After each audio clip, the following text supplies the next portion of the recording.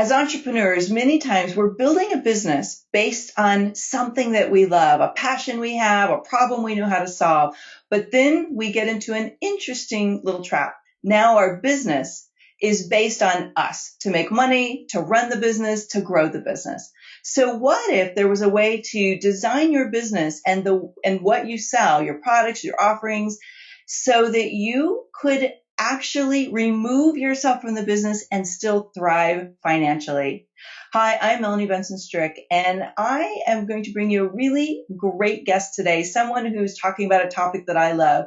And you are here for the Small Business Optimizer.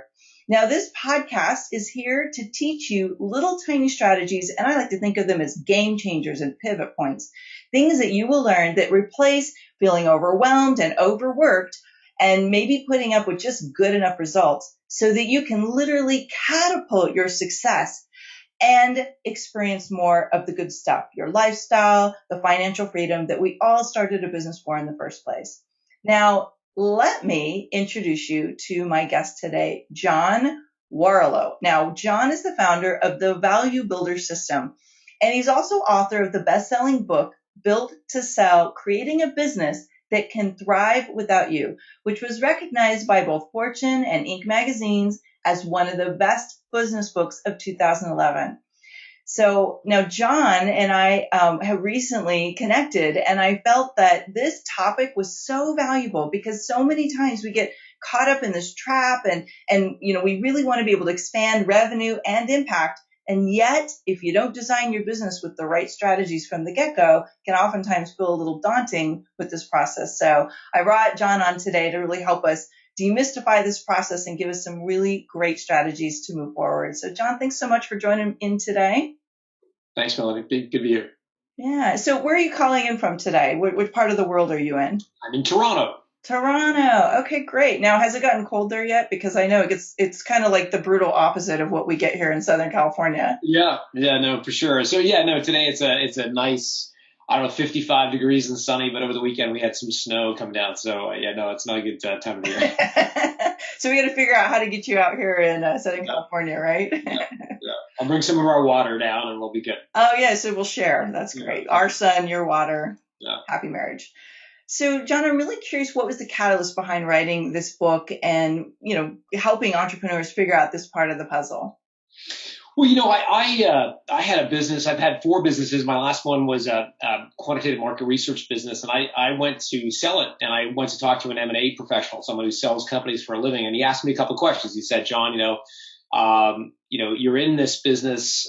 Who does the research? And I was quick to say it was my research staff that did the research, but in fact, I was still involved in the research. And then he asked me, who does the selling? And again, I had to admit and come clean that I was still involved in some of the selling. And so he turned to me, and despite having Fortune 500 companies and lots of revenue and profit, he said, well, I can't sell your company. It's too deeply dependent on you personally. And so that was a real eye-opener for me, and it caused me to really change a lot of things about the business. We moved to a subscription model. It took about 4 years to really remake the business entirely.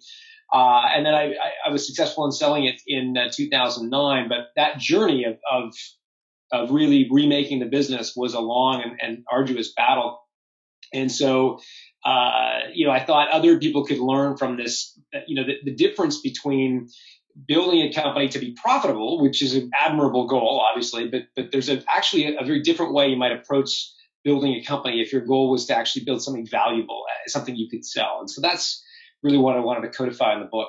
This is a really great concept for many entrepreneurs to grasp, because you're right. Most of us are focused on let's make money, then we get into let's be profitable. But what if you do want to step out of the business someday? And, this is even bigger than just thinking about a legacy to leave behind. This is about what is your real goal in this business? And I think a lot of entrepreneurs can't even fathom ever stepping out of their business because they're so attached to it. What was the trigger for you in knowing that this was a business you did want to sell so that others might be able to, kind of learn from your journey?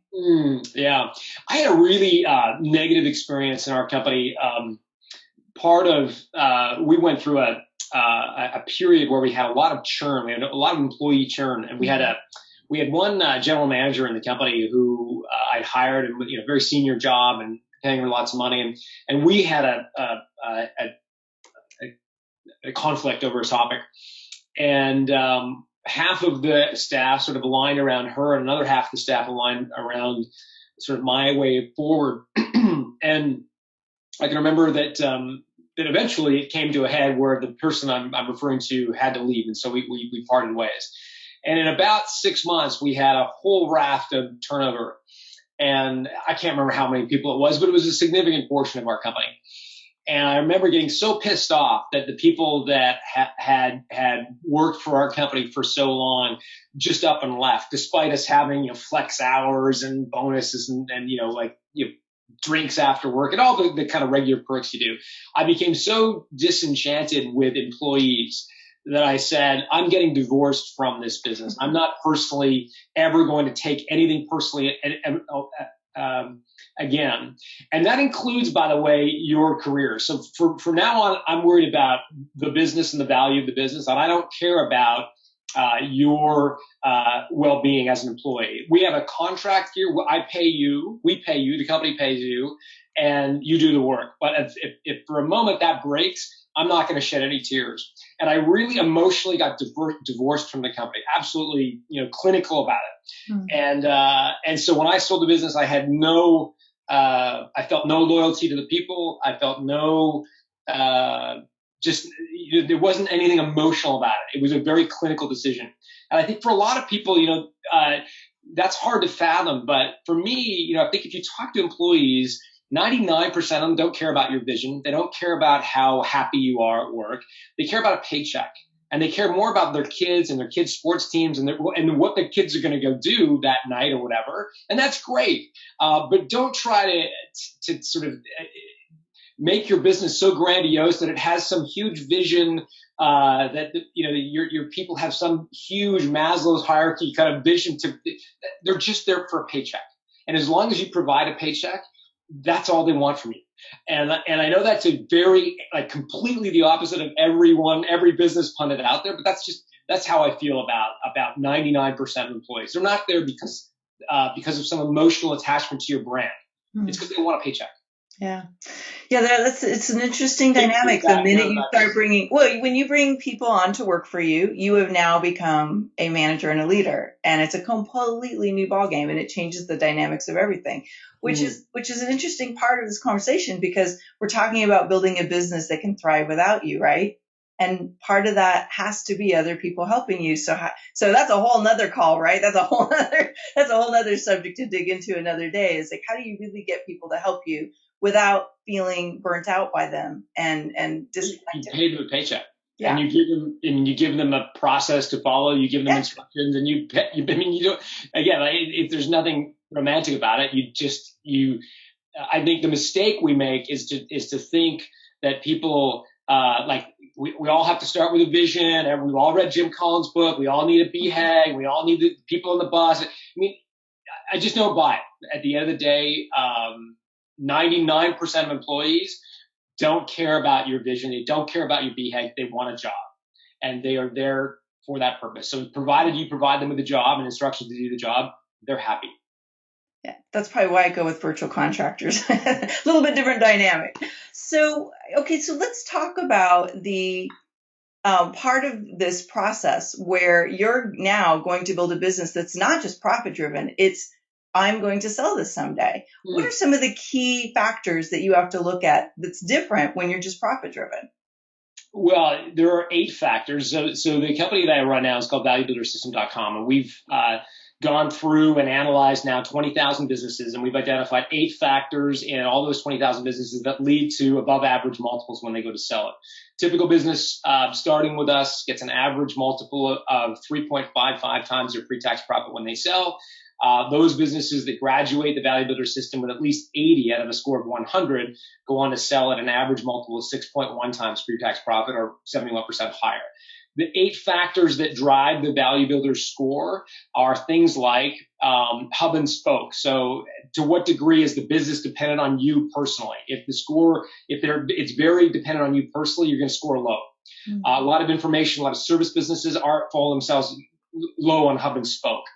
Another attribute is recurring revenue. So to what degree are you project based? Are you responding to RFPs? If so, you're going to score low on recurring revenue. Whereas if you've got an annuity stream, subscribers, you're going to score high. So there's, again, these 8 factors. And as you kind of tweak them, you improve the value of your business. Yeah, this is fascinating to me because I came out of corporate America. I really understand the value of thinking bigger and knowing that you can replace yourself in the business, whether you're selling it or someone else is going to take it over and you replace the CEO.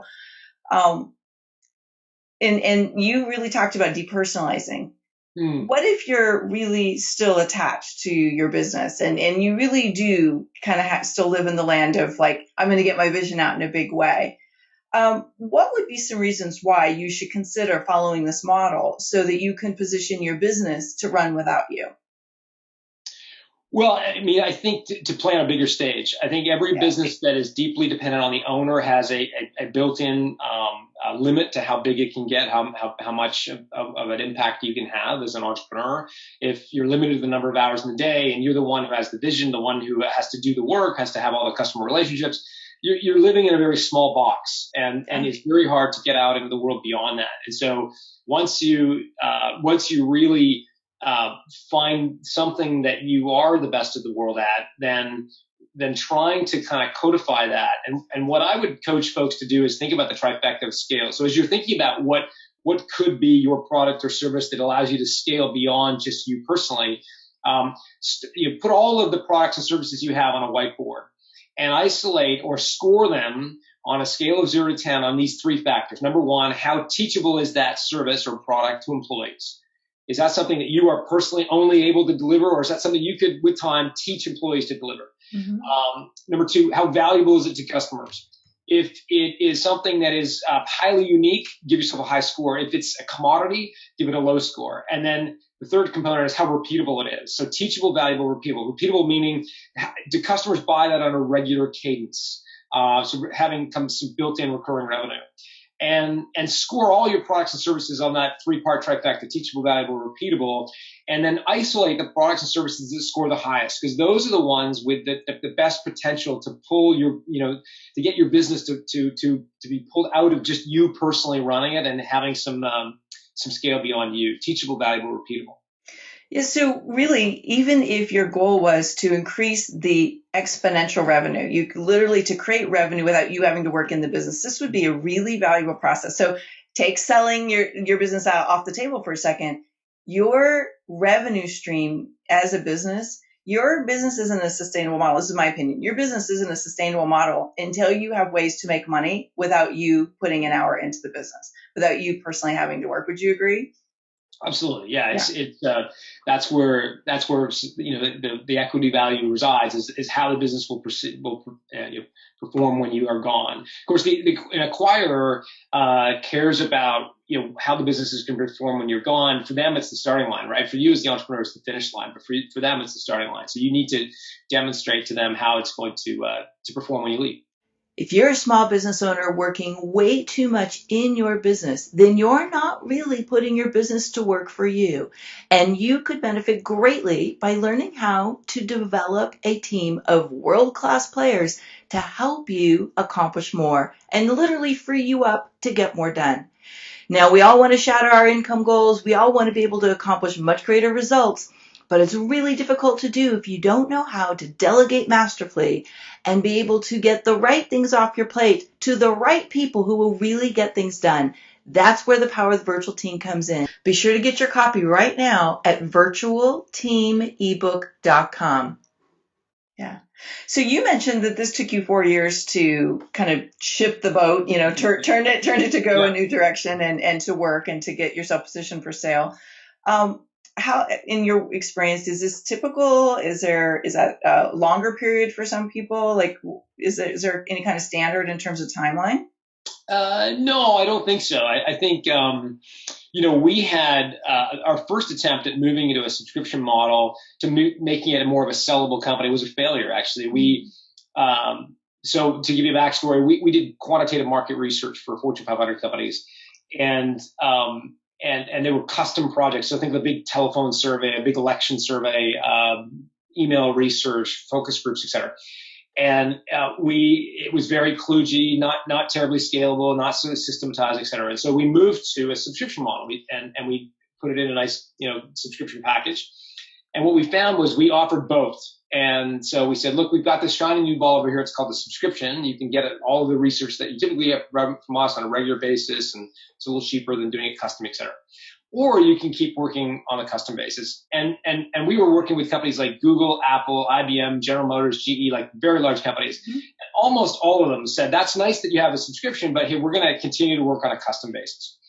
And so after maybe 2 years of trying the subscription business, it failed. And we couldn't get enough subscribers to let us turn off the custom stuff. We were sort of half pregnant, if you will. And, so I put my tail between my legs, and we stopped selling the subscription. We went back to the very terrible business of custom consulting. And about 2 years later, we made another run at it. But we did one fundamental thing differently, and that is we turned off the option to do custom consulting. We said, look, if you want to do business with us, the only business model we have is subscription. And that's really where it took off, is when we gave customers an ultimatum. And we said, look, this is how we've chosen to do business, and you can't do business with this the other way. And it's strong medicine, but that's, in my experience, the only way you can actually get a subscription model, a recurring revenue model off the ground, by making it the only way you do business. There's a reason you can't download one song off Spotify. You can't download the Homeland series off Netflix. You have to actually subscribe to get access. And there's a reason for that. Yeah. You're bringing up such a really great point, and that is, if you give customers a way to work with you one-on-one, mm-hmm. they will almost always choose that if the price is something that they can make, if they can make that investment. And so you kind of have to look at your options and saying, am I coddling my clients if I really want to make this other model work? And mm-hmm. some people like having both, but you got to have it of contrast that makes the one more of a premium and other something so doable. So did you find that you actually changed the type of client base that was interested in working with you? No, we didn't really. In fact, they just kind of forced into it. Yeah. Okay. Yeah. It was funny. No, forever we worked with Fortune 500 companies, and that remained to be true in both models. Okay. I was just curious about that. So you shared your failure, which is actually, it's important to realize that sometimes failure gives you the information you need to really figure out how to make the thing work. Mm-hmm. I'm curious, what did you have to learn to optimize when you changed your business model? And when, what I mean by optimizing is, was there a piece of the business you're like, we have to focus on this and make this really work if we're going to move to a subscription, repeating revenue-based model? Yeah, not necessarily in that business, but in the current business I run, okay. We run on a subscription model, surprise, surprise. And certainly we're focused on a ratio called LTV to CAC. So it's a bit of an alphabet soup of acronyms, but basically it stands for lifetime value of a subscriber mm-hmm. compared to the cost of acquiring a customer. And so what we found is that in order to be viable, in order to attract outside investment, venture capital, to have a sort of a successful exit, a subscription company needs an LTV to CAC ratio of at least 3 to 1, meaning you're capturing at least 3 times the lifetime value of your subscriber compared to the cost to acquire her as a customer. And so it's that 3 to 1 ratio we're focused on in our company. And in the book, The Automatic Customer, which is the book I wrote after Built to Sell, it talks about a lot of different case studies of companies that have moved to a subscription model. And again, the 3 to 1 ratio seems to be a bit of a threshold. HubSpot as a company was at 1.6 to 1 when they first started tracking LTV to CAC. Now they're up over almost 4 to 1. Constant Contacts nipping at the heels of 3 to 1. Ancestry.com just traded hands for 3 times top line revenue. They're at almost 6 to 1. So again, that's the ratio that recurring revenue model companies need to focus on. Yeah. And so for those of you, this is new words and, thinking about numbers like this, what this really means is you have to know what it costs you to acquire a client or a customer.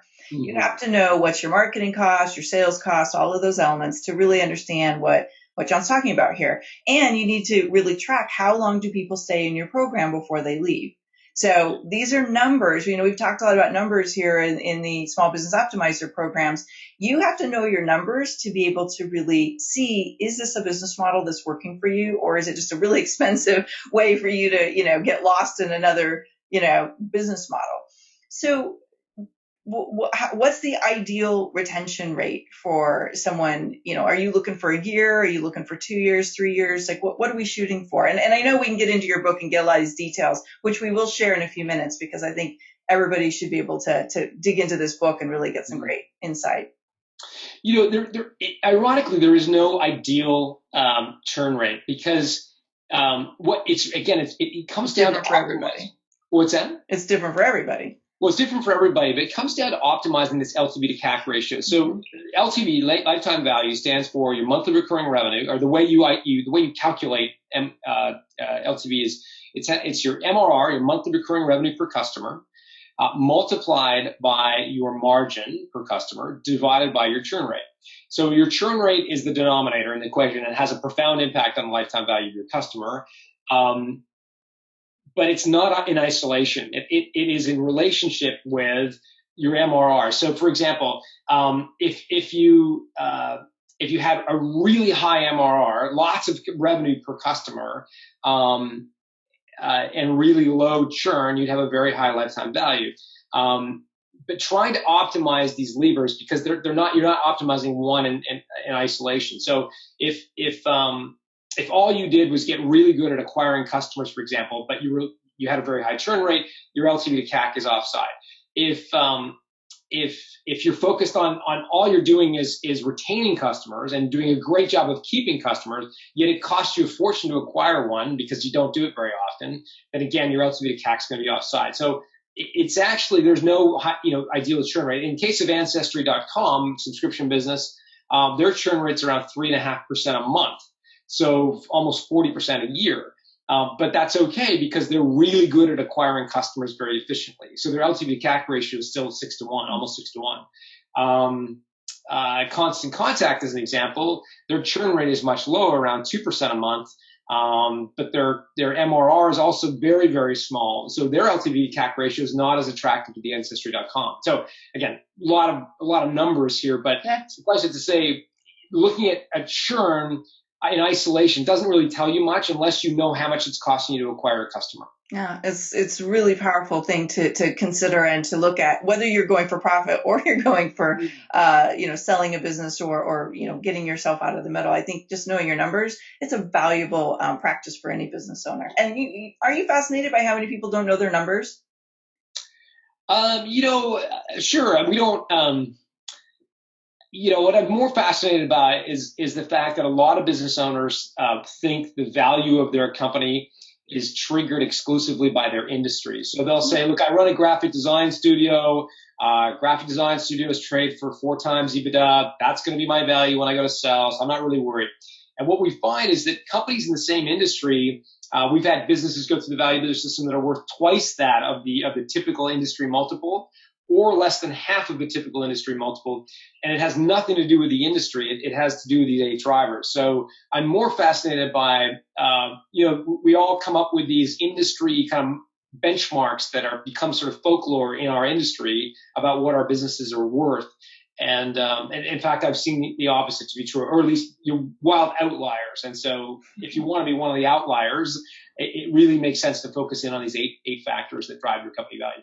Yeah, no, good point. And you're looking at it through a different lens than I look at it. So it's I work with a lot of people who they're kind of newer into this journey of considering scaling their business. So we've got to focus on, okay, now let's get to know what the numbers are to see what the right choices are.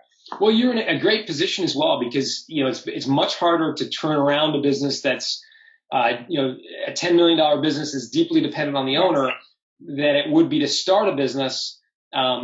Having this idea that I don't want to set it all up so that it's dependent on me, and then so that's a luxury that's a great luxury to have. Yeah, and somewhere along the way, I don't remember exactly when this little mantra came to me, but it's really looking at start with the end in mind. It's great to be excited and passionate about your ideas, but if you think about where you ultimately want to end up, you will make much better choices and the decisions, and you'll shape the business to get there rather than just. It's like, okay, let's just see where it goes. And then, like you said, you end up with something that you got to spend a lot of time turning the ship. So speaking of mantras and quotes, do you have a quote that has a lot of meaning and value to you in the way you run your business? I'm a big fan. It's just going to sound trite, but I'm a big fan of Nike's Just Do It. I, I love I them. don't know why they moved away from that in an advertising campaign, but I do think there is something powerful about doing things. So if you have an idea for a business, start it. And you'll know within 2 months if you can get a customer, and then you can worry about writing a business plan and doing all the things that are in theory what you do to start a business. But don't spend time worrying about your logo and how pretty your letterhead is and where your office space is going to be and who your first employee is going to be until you've actually gone and sold something. I think that's a big part of success is actually doing, and then after the fact, kind of trying to figure out, okay, what's our system, what's our model, but go out there and sell something. Yeah, that's great. I like it. I think Another quote from the founder of IBM is just something to the effect of, I can't remember the exact quote, but it's basically, nothing happens until somebody makes a sale. Yeah. Which is very true.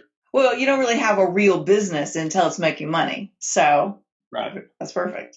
Good. So, John, let's talk a little bit about where people can find the book and what's next for you. Yeah, I mean, we're focused on getting 1 million businesses up to a score of 80 or greater on the Value Builder system. Okay. So that's going to be a very long journey, and we work at that every day. So we've had 20,000 business owners go through and get their score. So that's how folks can take advantage of or can get their scores. They go to valuebuildersystem.com. The book, The Automatic Customer, is at automaticcustomer.com, and that's all about recurring revenue. And Built to Sell is at builttosell.com, and it's all about how do you kind of structure your business so that it's not dependent on you personally. Is that where they can find the book? Is it Built to Sell?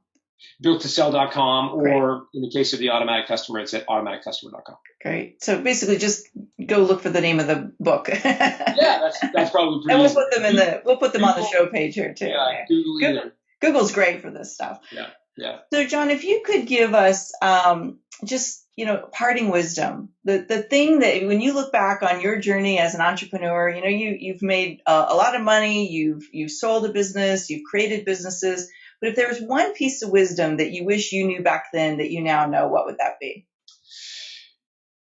I'm going to paraphrase one of the early interviews I did for our radio show.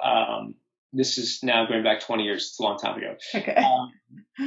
Was with an entrepreneur who had a really successful company, and I asked him that very question, and he said, "John, my best advice is entrepreneurship is a roller coaster, emotional roller coaster, right? You take it very personally, and everything is very personal in an entrepreneurial business."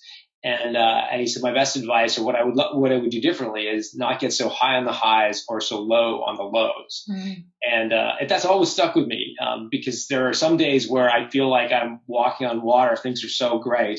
And I have to remember that not to get too high. And by the same token, I'm sure everyone listening has had those days where it's like nothing more could go wrong. Like it's impossible for something else to go wrong. And yet, tomorrow you kind of pick yourself back up, and suddenly it's not as bad as you thought, kind of thing. So I always try to remember those on the very good days as well as the very bad days, that the reality is probably somewhere in between. That is such great advice. My first boss when I worked in corporate America said, your key to success is going to be to stop personalizing everything that happens, in your career. And I took that with me as an entrepreneur, because it is really hard to not personalize when it's your baby. And there's nothing better than recognizing that you kind of got to create a little separation if you're going to make it through those tough days. It's like, I can get past this. John, thanks so much for being here. And I really appreciate the wisdom that you're sharing through your resources. Many of us don't think about this till it's really late in the game. And like you said, it's a big, painful process. And there's a lot to change when you're 10 million or even 5 million or 2 million in. Let's get clear you want it now and create the business so you can get there faster, easier, and more profitably. All right. Thanks, everybody, for listening in. And we'll look forward to, I'd love to hear your comments. If you're here on the show page at melaniebensonstrick.com, pop in, share on the comments. What's the takeaway from today? And by the way, go get John's book, any of them. But in particular, I really like the one about Built to Sell. It's going to teach you some things, whether you're going to sell or not, think about these factors and how it could help you make a greater impact and create more steady income in your business. All right, we'll see you guys all again next week.